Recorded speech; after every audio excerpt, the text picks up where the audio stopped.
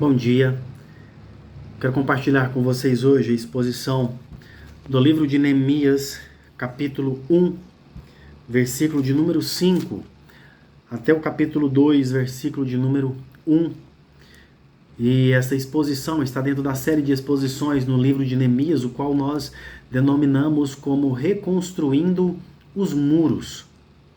E esse trecho do qual nós leremos hoje é o primeiro alicerce da reconstrução, que é a oração. Leia comigo então, se você puder, ou então acompanhe, ouvindo a leitura da palavra de Deus, que nos diz assim: Eu disse: Ah, Senhor, Deus dos céus, Deus grande e temível, que guardas a aliança e a misericórdia para com aqueles que te amam e guardam os teus mandamentos. Estejam atentos os teus ouvidos e os teus olhos abertos para que atendas à oração do teu servo, que hoje faço diante de ti, dia e noite, pelos filhos de Israel, teus servos. Faço confissão dos pecados dos filhos de Israel, os quais temos cometido contra ti. Eu e a casa de meu pai pecamos. Temos procedido de forma totalmente corrupta contra ti, e não guardamos os mandamentos, nem os estatutos, nem os juízos que ordenastes a Moisés, teu servo. Lembra-te da palavra que ordenaste a Moisés, teu servo, dizendo: Se vocês forem infiéis, eu os espalharei entre os povos. Mas se vocês se converterem a mim e guardarem os meus mandamentos e os cumprirem, então, ainda que os seus desterrados estejam nos lugares mais distantes da terra, de lá ajuntarei e os trarei para o lugar que escolhi, para fazer habitar o meu nome. Estes ainda são teus servos e o teu povo que resgataste, com o teu grande poder e com a tua mão poderosa. Ah, Senhor!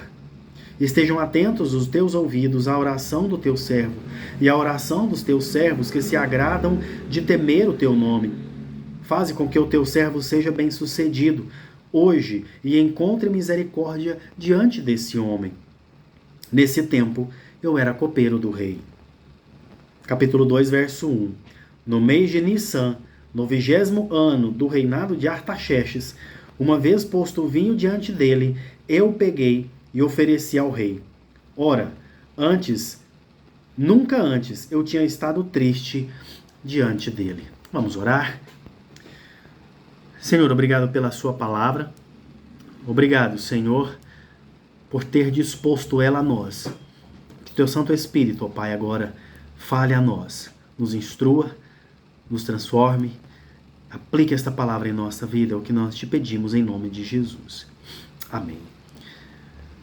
Quando nós falamos de oração, uma pergunta que sempre vem à nossa mente é se a oração muda a mente de Deus. Eu quero dizer para você que a oração não muda a mente de Deus. Mas às vezes surge uma outra pergunta: a oração muda as coisas? Aí sim, a oração ela pode mudar as coisas. A mente de Deus, ela não muda, porque Deus, ele não muda.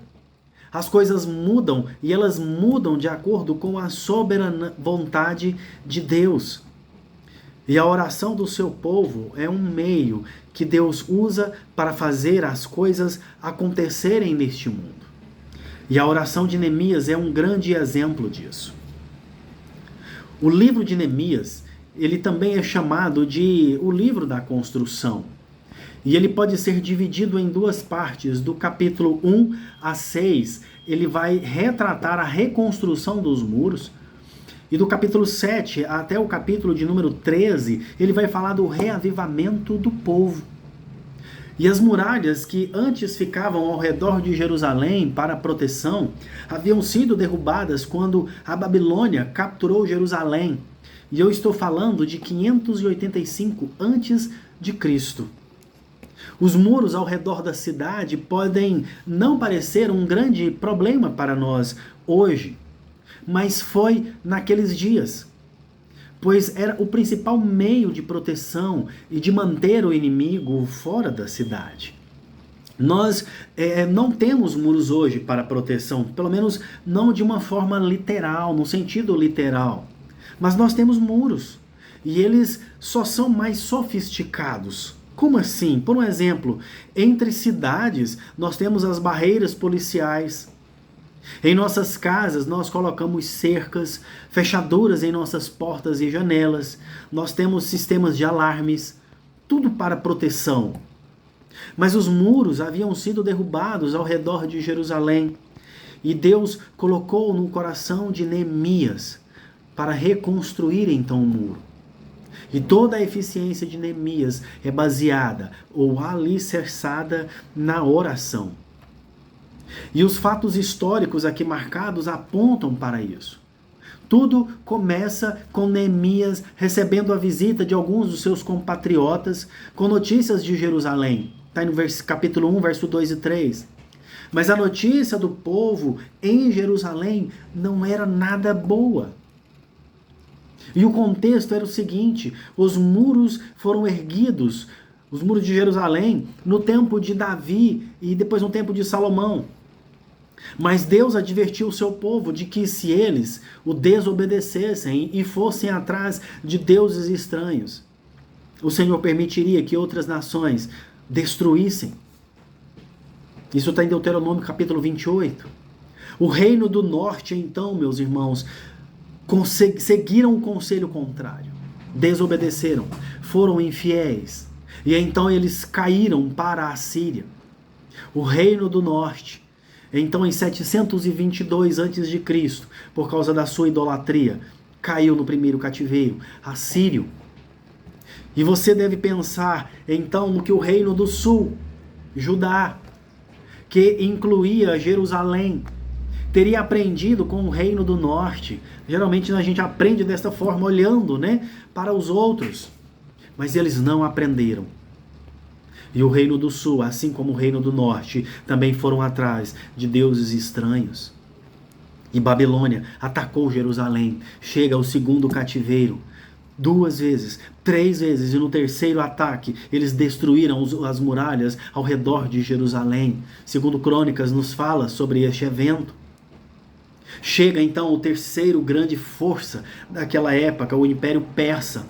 E o Império Persa destrói a Babilônia. E o rei da Babilônia, o imperador Ciro da Pérsia, permite aos judeus retornarem para Jerusalém para reconstruir o templo, reconstruir a cidade. Mas os muros não foram construídos. Eles foram iniciados por Esdras. Mas a oposição veio e até mesmo o que eles tinham começado foi derrubado. E logo então vem Neemias e ele entra em cena. E por causa do insucesso da construção, o povo já estava desmotivado, sem ânimo e ainda passando por grandes dificuldades. O povo ele estava em grande miséria e Jerusalém, veja só, continuava desprotegida. Porque os muros estavam derrubados e as portas estavam queimadas.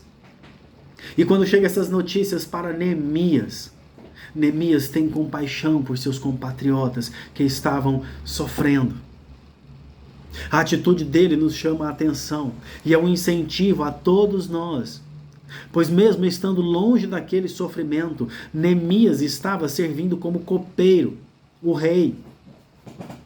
Ele não sofria como o povo de Jerusalém, que tinha sido liberto do cativeiro.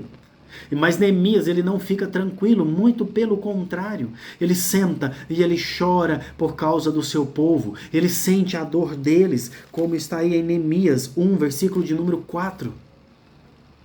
E ele toma atitudes significativas em prol dos seus irmãos, começando pela mais importante, a oração. Ele prioriza a oração. E ao reconhecer essa prioridade, Neemias estava reconhecendo que não era por causa da sua força e da sua influência que ele tinha diante do rei, que ele iria resolver o problema de Jerusalém. Isso era insuficiente. Somente o poder de Deus poderia socorrer o seu povo. E essa sua oração, ela é como um lamento do povo. E a primeira característica é um sentimento de solidariedade para com o seu povo.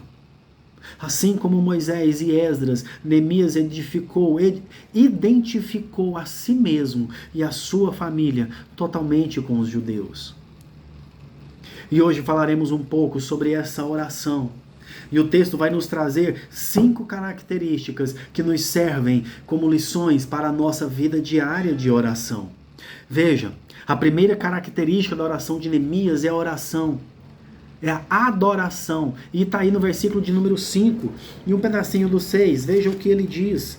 Ah, Deus dos céus, Deus grande e temível, que guardas a aliança e a misericórdia para com aqueles que te amam e guarda os seus mandamentos.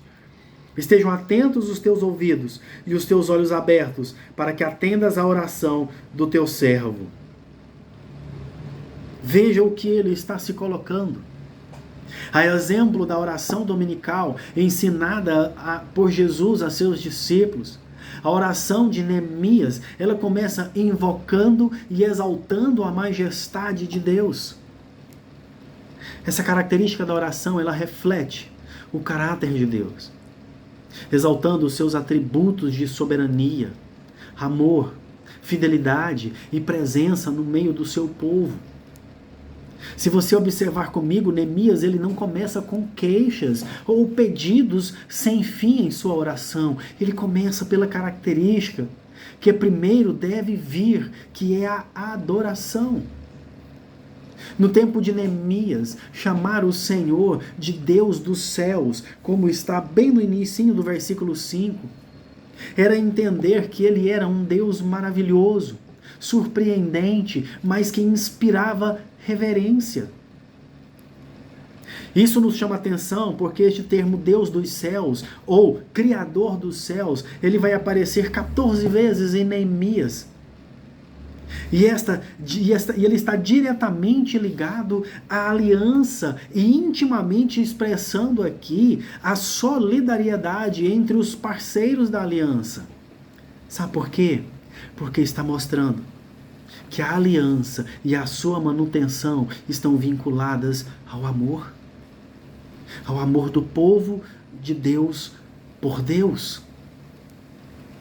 E a condição para guardar a aliança é que o povo de Deus, ele deve guardar seus mandamentos, as estipulações da aliança. O amor e a observância das Escrituras são 2 pilares em que a aliança ela descansa.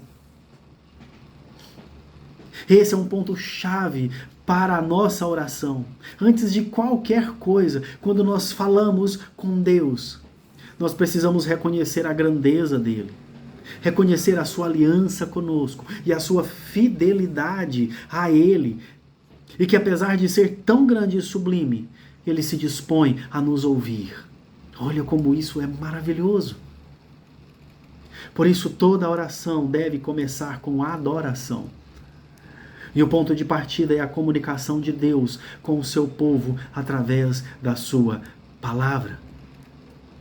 Porque Neemias apela para a aliança, aquela revelada e estabelecida no Sinai, com promessas de preservação por causa do santo nome de Deus. Ele diz no versículo 5, olha, para com aqueles que te amam e guardam teus mandamentos, aqueles que guardam a tua aliança.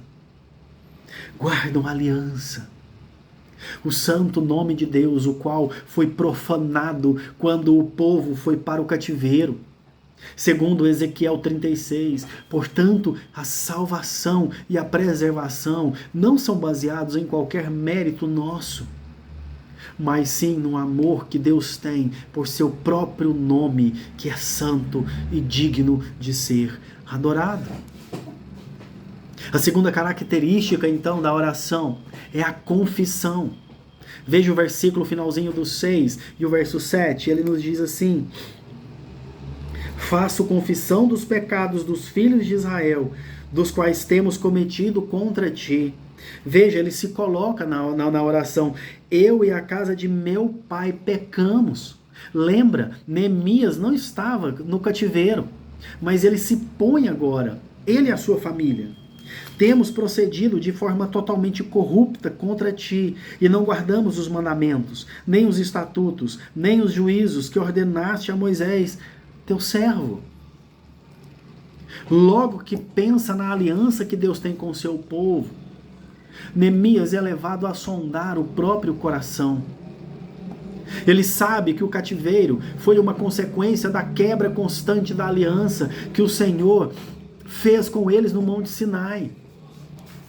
Isso leva Neemias a uma atitude de confissão, de reconhecimento de que também é um terrível pecador. Ele sabia que Jerusalém foi destruída por causa do pecado do povo. E, portanto, ela só poderia ser reconstruída à base da confissão e pedido de perdão pelos pecados. Eu quero dizer para você que algo muito importante aqui é a coletividade da confissão.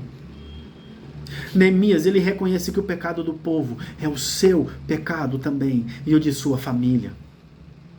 E que ele é tão culpado da destruição e a miséria de Jerusalém quanto qualquer outro judeu. Sabe, o significado do nome Neemias é Jeová conforta. E isso é importante, pois nós precisamos ter em mente que o conforto e a posição privilegiada de alguém são frutos da misericórdia de Deus. E não porque a pessoa é mais santa que as outras. E ele se põe diante de Deus em oração pelo povo, para que Deus os conforte. Saber disso nos impede do pecado, sabe? De querer nos colocar acima das outras pessoas. Saber disso nos impede de nos tornarmos orgulhosos de nossos feitos espirituais. Sabe por quê? Porque todos nós somos igualmente pecadores e carecemos da glória de Deus. Daniel, em seu capítulo 9, ele diz que ao Senhor pertence o perdão, mas a nós pertence o corar de vergonha. O próprio Senhor fala disso em Ezequiel capítulo 36, ele diz, olha, que quando ele colocasse um coração novo no seu povo, eles iriam olhar para dentro deles mesmos e ter nojo de si. Nós precisamos de ter nojo de nós mesmos quando nós olhamos para nós mesmos, mas olhando para Deus. Não tem como estarmos diante da presença de Deus e não vermos o quanto somos nojentos por dentro, por causa do nosso pecado. Mas os pecados foram confessados. Eles não guardaram os mandamentos, nem os estatutos. Estes eram os pecados deles. Eles não guardaram os juízos de Deus. Eles quebraram as estipulações da aliança e, consequentemente, eles quebraram a aliança. Eles não tinham mais o direito ao amor de Deus. E esta é a razão pela qual tiveram que viver em situação tão precária na terra da aliança. Essa consciência de confissão de pecados diante de Deus, ela é muito importante para nós em outro aspecto também. Sabe, pois com essa atitude nós chegamos diante de Deus para pedir algo. Da mesma forma que Neemias chegou, de mãos vazias. Ele chegou com um tom claro de uma confissão honesta de um pecador. Nós não temos absolutamente nada para barganhar com Deus. Por isso dependemos de Ele usar de misericórdia conosco, perdoando os nossos pecados e ouvindo as nossas orações. A terceira característica, então, da oração de Neemias é que ele orava a palavra. Veja o verso 8 até o verso 10. Ele vai nos dizer assim: lembra-te da palavra que ordenaste a Moisés teu servo, dizendo... Veja só o que ele vai dizer. Se vocês forem infiéis, eu os espalharei entre os povos. Mas se vocês se converterem a mim e guardarem os meus mandamentos e os cumprirem, então, ainda que os seus desterrados estejam nos lugares mais distantes da terra, de lá os ajuntarei, e os trarei para o lugar que escolhi para fazer habitar o meu nome. Estes ainda são teus servos, e o teu povo que resgataste com teu grande poder e com a tua mão poderosa. Veja só, a confissão de pecado, ele indica que há arrependimento e conversão. E por isso Neemias, ele se volta mais uma vez para as promessas da aliança. Isso é orar a palavra. Lembrando, não é usar a palavra contra Deus, a sua própria palavra, mas é nós orarmos conforme a vontade de Deus, o que está escrito. Ele mostra que tem um bom conhecimento aqui do livro de Deuteronômio e da história de Josué, que aponta dois caminhos, o da bênção e o do juízo. Que se o povo desobedecer, o juízo seria certo. Mas se convertessem ao Senhor, então o Senhor os ouvirá dos céus e sarará a terra deles. Essa é a esperança de Neemias. E isso nos mostra que a destruição de Jerusalém, ela não havia acontecido por um acaso. Ou que era por causa de fatores políticos ou militares. Mas foi o julgamento de Deus em razão dos pecados do próprio povo. Neemias se volta para a palavra, porque havia promessas para quem ama o Senhor, conforme está aqui no versículo 9. Deus os espalhou como prometeu, mas agora Neemias tem certeza de que ele vai reuni-los, pois há arrependimento genuíno. Veja novamente aqui a linguagem da aliança. Neemias está apelando para a aliança, uma promessa feita. Que se alguém transgredisse as estipulações, a maldição estaria em operação. Mas se as mantivesse, a bênção seria concedida. Era uma questão de escolha. É uma questão de escolha. E isso fala comigo e com você. Existe a soberania de Deus, mas existe as nossas escolhas. E o Senhor muitas vezes ele nos permite fazer aquilo que nós temos vontade. Mas nós vamos colher os frutos das nossas escolhas. Bênção ou maldição. É óbvio que Neemias vai para o que tinha aprendido sobre a aliança. E ele prefere a parte que se refere à bênção, lógico. Ao retorno para a terra. E eu quero dizer que as nossas orações também precisam estar de acordo com a palavra de Deus, com a sua vontade, porque somos seus filhos, somos seus servos, o seu povo. A quarta característica da oração de Neemias é a súplica. Veja aí o versículo 11, nos diz assim: Ah, Senhor, estejam atentos os teus ouvidos à oração do teu servo e à oração dos teus servos que se agradam de temer o teu nome. Faze com que o teu servo seja bem sucedido hoje e encontre misericórdia diante desse homem. Ele estava falando do rei Artaxerxes. E ele diz: nesse tempo eu era copeiro do rei. Neemias, ele faz uma súplica para que a sua oração seja atendida e que ele fosse bem sucedido diante do rei no pedido que ele iria fazer. E nós veremos na próxima exposição. Essa é a menor parte da oração. Neemias, ele sabia o seu lugar e o lugar de Deus. Por isso ele colocou as coisas na ordem correta em sua oração. Se você prestou atenção, ele não deu ênfase à sua necessidade, mas na verdade ela vem por último. A prioridade dele em sua oração é exaltar a glória de Deus. Quando a Bíblia fala dos olhos, dos ouvidos e mãos do Senhor, apenas emprega aqui uma linguagem humana para descrever as atividades divinas. Porque Deus, ele é espírito. Ele não possui corpo como o nosso. Deus, ele se manifesta como ele quer, como por um exemplo na sarça ardente. Era Deus falando com Moisés. Deus falava entre as nuvens, Deus falava com o vento, Deus se manifesta da forma que ele quer. Deus é espírito, mas ele é capaz de ver a necessidade de seu povo, de ouvir as suas orações e de operar em seu favor com mão poderosa. Eu quero dizer que Neemias sabia que ele não tinha forças para reconstruir Jerusalém. Às vezes você também não tem força para reconstruir nem mesmo a sua própria vida. Quanto menos reconstruir a vida de outro que pede ajuda.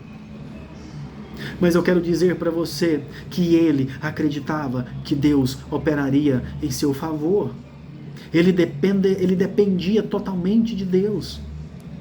E primeiro ele ora por mudança em sua própria vida. Ele confessa o seu pecado. E agora ele suplica para que Deus mude o coração do rei. É o que ele fala, ele usa essa frase, diante desse homem. Para que Deus responda às orações, meu querido, deve começar operando na sua vida, daquele que está orando. Ele trabalha em nós e por meio de nós para nos ajudar a ver as nossas orações respondidas. Esse mesmo rei tinha proibido os judeus de reconstruírem Jerusalém. Isso está escrito no livro de Esdras, é o livro anterior a Neemias, no capítulo 4. Mas agora Neemias queria fazê-lo mudar de ideia. E ele sabia que só Deus poderia fazer isso. A verdadeira oração, ela mantém o equilíbrio entre o nosso coração e a nossa mente. De modo que o peso que sentimos não nos impacienta a ponto de desejarmos correr à frente do Senhor e estragar tudo. Quando nós oramos, o Senhor nos diz o que fazer, como fazer e como fazê-lo, e quando fazê-lo. Sendo que tudo isso é importante para que a vontade de Deus se cumpra. E lembra, Ele também está tratando conosco para termos paciência e esperar no tempo de Deus. E por fim, a quinta e última característica desta oração é a persistência. Veja o verso no capítulo 2, versículo 1, ele diz: no mês de Nissan, no 20º ano do reinado de Artaxerxes, uma vez posto o vinho diante dele, eu o peguei e ofereci ao rei. Ora, nunca antes eu tinha estado triste diante dele. Dois detalhes mostram essa característica aqui. O primeiro, no verso 6, ele diz que orava dia e noite por seus irmãos judeus, constantemente. E o segundo detalhe está no primeiro verso agora do capítulo 2, versículo 1. No capítulo 1 é dito que ele começou as suas orações no mês de Quisleu. O mês de Quisleu, no nosso calendário, é o finalzinho de novembro, dezembro. Novembro, dezembro. E em nosso calendário, no capítulo 2, quando ele diz no mês de Nissan, isso corresponde no nosso calendário ao mês de março, abril. Isso indica que Neemias orou por pelo menos 4 meses a Deus, com o mesmo propósito. Em outras palavras, ele foi perseverante nas orações. Ele orou muito antes de ser atendido por Deus. E isso nos dá uma grande lição. Sabe, pois geralmente somos imediatistas em nossas orações. Queremos tudo para ontem. E se as coisas elas não andam da forma que queremos, logo nos decepcionamos com Deus, ou ficamos desconfiados dele. Porque nos falta persistência e paciência, e na vida de oração não pode faltar perseverança. Sabe por quê? Matthew Henry, ele diz que é porque quando Deus pretende tratar o seu povo com grande misericórdia, a primeira coisa que ele faz é colocá-los para orar. O Senhor coloca os teus servos em oração, em intercessão, em busca, choro, lamento. Não há como ajudarmos alguém se nós não suportarmos o que elas carregam. O que eu estou querendo dizer para você é que ninguém pode aliviar a tristeza de outra pessoa se ela não tiver passado pela mesma pressão. Quando nós vemos outras pessoas passando por mesmos problemas que nós já passamos, nós conseguimos entender o que aquela pessoa está sofrendo. É por isso que nós sempre apelamos para a cruz de Cristo, a qual é o fundamento da nossa redenção e âncora da nossa esperança. Sabe por que nós fazemos isso? Porque Jesus Cristo nunca teria dito que Ele era o Cordeiro de Deus que carregou os pecados do mundo, a menos que Ele mesmo tivesse tomado as nossas enfermidades e suportado todas as nossas dores e doenças. Ele carregou sobre si. É por isso que Ele entende eu e você. É por isso que Ele se compadece de nós. Eu quero concluir dizendo que Neemias obteve sucesso em sua petição, depois de ter orado por tanto tempo, por um mesmo propósito.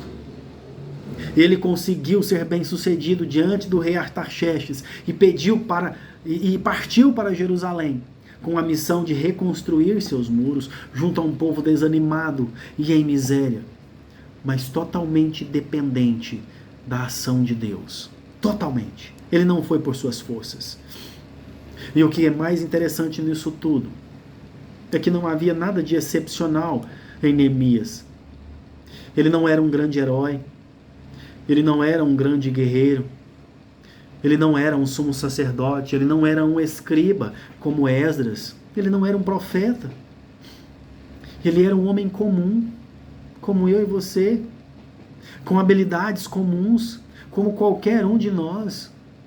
Mas sabe qual que é a diferença? Ele se dispôs a colocar a sua vida comum para servir ao Senhor.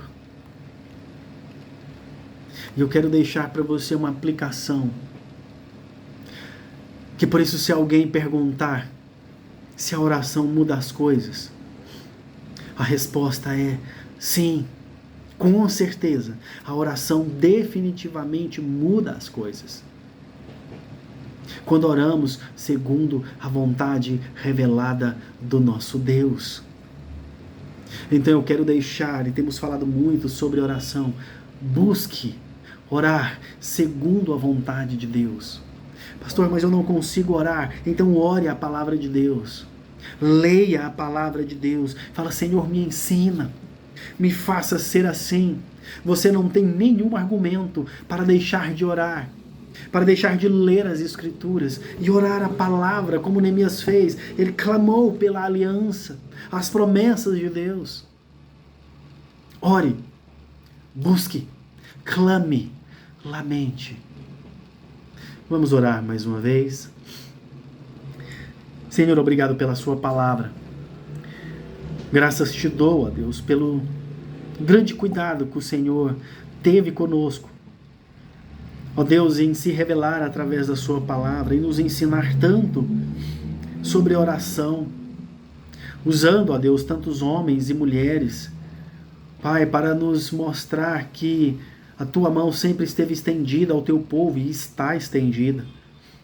Que a tua soberania não te afasta de nós, muito pelo contrário, o Senhor se relaciona conosco. Por isso, Senhor, nós te pedimos que o Senhor suscita em nós, ó Deus, o desejo de sempre orarmos, nos relacionarmos com o Senhor através da oração, de momentos de intimidade contigo, diante das coisas mais simples, ó Deus, da qual nós podemos passar no dia a dia, que possamos nos chegar diante da tua presença e pedir o teu direcionamento. Senhor, obrigado porque o Senhor nos ouve, o Senhor nos atende e o Senhor nos ensina através das orações. E como a tua palavra diz, o Senhor não muda, mas através das orações, a tua soberania permite que as coisas mudem, mas para glorificar o teu nome. Obrigado, Jesus, porque o foco é sempre o Senhor, exaltação do teu nome e proclamação do teu reino. Assim eu oro, agradeço em nome do teu Filho amado Jesus. Amém e amém.